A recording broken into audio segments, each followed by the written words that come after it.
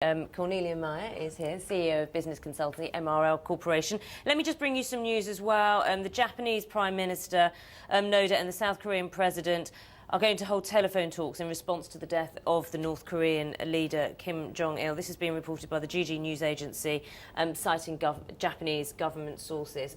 Cornelia, this news is very sudden, very unexpected. Just give me your thoughts, your reaction to the news, and particularly when it comes down to stability in the region.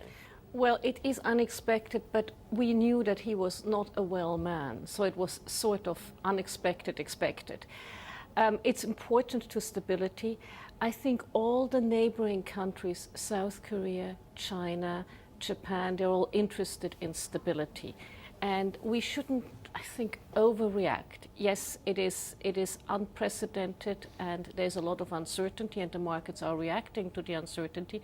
But there is that layer, as one of your previous interviewees pointed out, there's this layer of the military below Kim Jong-un, who will sort of guide him, I guess, and I guess they will be hawkish, their military. We should also not discount, he is, of all the three leaders, Kim Il-sung, Kim Jong-il, he's the first one with at least some Western exposure. He did some studies in Switzerland, or he had some schooling in Switzerland. So that must account for something. And that might actually give some optimism when it comes to the wider regions and their observations of the country. Yeah, and there's another thing. Whoever runs the country will not get around the fact that the economic situation is just dismal and that there are a lot of people hungry and that this is not sustainable. So at some stage these realities are catching up. But yes, of course, if you're sitting in South Korea, you say, my God, we don't know what's going. They have a big army next door. What are we going to do? But I'm confident that the Chinese, the Japanese and the Americans can coordinate sufficiently and via the Chinese have some influence over what's going to happen. You mentioned South Korea and the President has called for calm and asked residents for the South to carry on with daily life, trying to instill some calm, at least in South Korea. You mentioned the economic situation. You've spent time in the region. You spent nearly a decade in Japan. You spent time at the Asian Development Bank.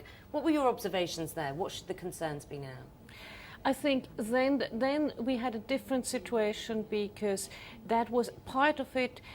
It was before China had become it's still a communist country, but with a very capitalist economy. That was before then.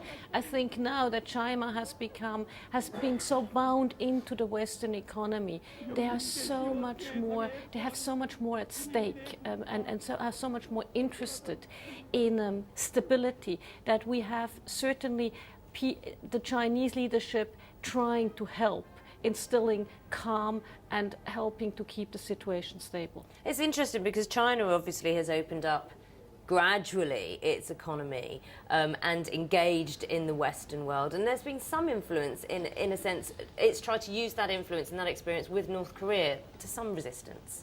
To some resistance, but there's one thing, North Korea cannot play one game anymore. North Korea for about 4 decades played the game of playing the Russians, or the Soviet Union then, against the Chinese, and that sort of, with that arbitrage, kept itself going.